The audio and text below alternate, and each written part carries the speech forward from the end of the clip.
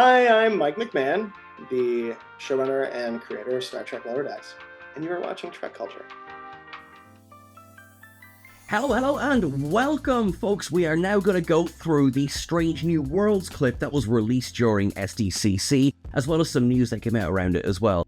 Full disclosure, so this is in fact a new video taken hours after, because there was so much going on last night, my wee little microphone just decided, nah, it's died. So can we have a moment of silence from a microphone, please?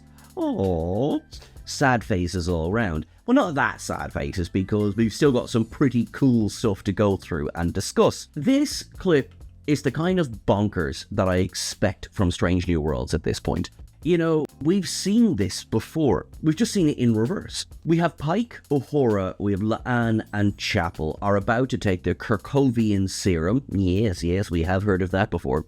But in this case, it's to turn fully Vulcan, as opposed to turning Spock from human. Or, well, first of all, to fully human, and then back to half Vulcan again. Now, before anything else, I just want to have bring attention to a couple of very cool new hairstyles. Uhura is looking well, as is Chapel. Quite liking both of them. Let's see if that sticks. So, Chapel inserts this serum in each of the people, including Pelia, and Spock warns them that in about 3 seconds they're going to feel it. And fair play, Pike and Mount. The man goes down hard on the floor. Like, I really thought, oh wow, his knees are absolutely screwed for the rest of time. Then, of course, followed by Uhura, followed by La'an and Chapel, and they begin their transformation to a full Vulcan. And it looks like, quite frankly, it hurts them. As La'an says, her emotions are overwhelming her. And Spock is just like, yeah, that's like a Thursday for me. Pelia, however, seems just a little bit disappointed, because for whatever reason, her lanthanite genome, it doesn't work on her. As Mbenga says, well, yeah, that's because you're lanthanite. She says, yeah, same thing happened to me when I tried LSD in the 60s, the 90s, last July. I love Carol Kane. Carol Kane is such a good addition to Strange New Worlds. I think she really brings a lot of fun to the show, and there's just this deadpan humor delivery that really, really works. Then the transformation is complete. And we get Strange New Worlds leaning so heavily into the Pike's Peak joke, because instead of the up and side swoosh that we're used to with Pike, what we get is a complete tidal wave coming toward us of Pike's hair. It's really quite intimidating, I'm not going to lie. The pointed ears and the pointed eyebrows look good on him though. Then we get Uhura as well, whose hair has also completely changed, as has La'an's. Looks like she's got a ton of product in it, as has Chapel's. Well, Chapel's got the other way. It looks like she's taken any product out of her hair. And I've literally written down here, fascinating, because why would this serum change their hair so dramatically? Or is this how hairstyles are created? Quite frankly, I don't know much about hair. I mean, obviously, I've got a little bit of it. I'm quite happy with what I've got. I wouldn't exactly call myself any kind of hair spurt. Spurty hair? If you could let me know in the comments, is this how you get your hair done when you're at the salon? This would be really handy to let me know. What's a bit concerning is that within moments the bullying starts. So Spock stands up and says, right, I'll step in for Pelia and we'll go down and do this mission because, you know, I am the 5th Vulcan. And, well, no, Pike puts him in his place because he's only a half Vulcan. And La'an says, would this not be logical, Spock? The utter crack these people probably had while filming this episode, because this is followed not just from the little bit of bullying, leave my Spock alone, but to this absolute badass strut down the corridor of the Enterprise in full Vulcan regalia, like the stuff that we're used to seeing from things like the motion picture, or like anything that Sarek wore from the movies as well. They've got that kick-ass soundtrack happening. Spock's a bit like, alright, okay. You've got Pike twirling a Lurpa. There's absolutely no reason whatsoever for Pike to twirl a Lurpa. We don't even know if that would fit into what a Vulcan would normally do. But Pike twirls a Lurpa, and I'm kinda here for it. They arrive in the transporter room, and yes! Martin Quinn returns as Scotty in Season 3 of Strange New Worlds. We had heard this before, but it's just great to see him again. I just love the way he basically just comments on, oh, your ears, they're all so pointy. For a moment I was going to try and do the accent. I'm not going to do that because I know how much I enjoy it when people try and do Irish accents, so I might just skip straight past that one. Pike signals up to number 1 to beam 4 1/2 Vulcans down to the planet. Spock's head couldn't turn any faster. They're so mean to my poor Spock. Me poor Spock, leave him alone. The context as to why any of this is happening is it's not really revealed. So they're beaming into the Tazar nuclear facility, alright then, that seems to be on the verge of nuclear meltdown. We know that Vulcans can take quite a bit more in terms of exposure to radiation than humans can, which would suggest one reason as to why they've been changed to Vulcans. Okay, that's fine.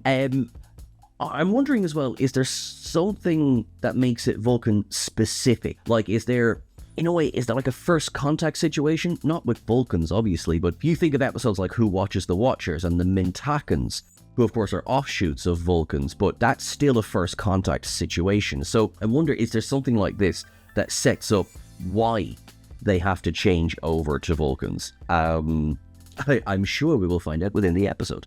We do know that, as Vulcans, they're bloody efficient. Everyone on the bridge seems to be expecting this to take an awful lot longer than it does, but as they signal up within seconds, we're inside the facility, and everyone's like, hang on, what? We have repaired all of the damage. What? Pelly has gone, hold on, this is supposed to take a few hours. You're sitting there saying you've got it done in a few seconds, and as number 1 says, you don't look very happy, and as Pelly says, well, they're making me look bad. So, they're done. They signal that they're ready to beam back up again. As they do, they beam into the transport room. We see another little bit of bullying going on. That now poor Spock is the one holding all of the bags. And Benga asks Spock, how'd you find the mission? And he goes, ironic that I was constantly reminded that I was the least Vulcan member of the team. Now, as Mbenga says, well, don't worry, that's about to change. And they, they're all injected with the serum again. And as, of course, we all saw coming, nothing happens. Chapel then scans them all with something that looks an awful lot like a 22nd century Vulcan scanner, which is pretty fun and cool, and it looks like they will be remaining Vulcan indefinitely. Oh dear. This is bonkers and fun, and I'm here for it, and I want to see exactly what they're going to do with it. I do hope they won't spend the whole episode bullying Spock, because I don't like seeing Spock get bullied. He's too nice. I do suspect that what we will get is maybe a little bit of guiding them through both Vulcan culture and also how best to interact with humans. I'm sure they'll nail it in half an hour. Only took T'Pol, a whole season? At the panel for SDCC, they talked about more of what to expect from Season 3 of Strange New Worlds. Akiva Goldsman had us all laughing because he was talking about Jonathan Frakes and about how the man had not met a secret he couldn't give away within seconds. Because, of course, Frakes revealed quite a while ago that there would be a Hollywood-style murder mystery happening in one of the episodes of Strange New Worlds. And Goldsman confirmed this, laughing. It was obviously all good nature. He spoke about the fact that if you think about the musical, they were able to introduce these genres within the established reality of Star Trek, which makes sense. Because of Star Trek MacGuffin, we got the musical, so I presume we're going to look at something similar. And also, what does a Hollywood murder mystery look like in the Star Trek universe? Because we've had many murder mysteries in Star Trek throughout the years. But I think the fact that they've gone out of their way to say Hollywood murder mystery, I think we're going to get something quite noir. Now, whether we go full black and white, which we'd actually hoped for in Season 2 and didn't come to pass, so maybe they were just teasing us. Maybe. He said as well that, there isn't a genre that this cast hasn't risen to the task of achieving, which, yeah, like if you look at what Strange New Worlds has done in 20 episodes, I mean, we've done full fantasy, we've done musical, we've done body swaps, we've done comedy, everything. Like, they're smashing it. They really are. One thing as well that was revealed, of course, in this clip is how Chapel is back aboard the Enterprise. The end of Season 2 sees a cliffhanger where we don't know what Batel's fate is actually going into Season 3. Obviously, she was infected with those Gorn younglings at the end of Season 2, and she's not in this clip. Hopefully, because everyone seems to be in such good form, she's fine. Fingers crossed. Chapel's story is really interesting because we know that at the end of Season 2, she's been accepted into the fellowship with a Doctor Roger Korby. Now, for canon hounds out there, Roger Korby was once upon a time the fiancé of Christine Chapel. We met him in the original series episode, What Are Little Girls Made Of? Well, we met a version of him. Another version of him will be appearing in Season 3 as a recurring character played by Killian O'Sullivan.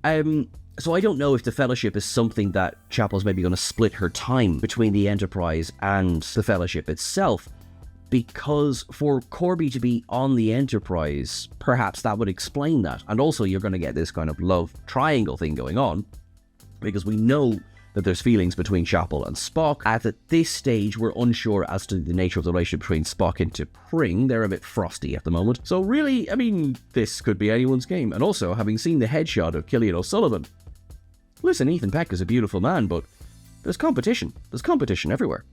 We don't yet know any air date for Season 3 of Strange New Worlds, bar the fact that it will be 2025. So we are excited. What are you looking forward to most from this season of Strange New Worlds? I know I am looking forward to just being back amongst them again, because I really like that ship and I really like this crew. Ye have been awesome. I hope you're enjoying the absolute plethora of videos. You are just brilliant. But most importantly, make sure that you live long and prosper. That's the main thing. And I will see you again very soon, my friends. Thank you very much.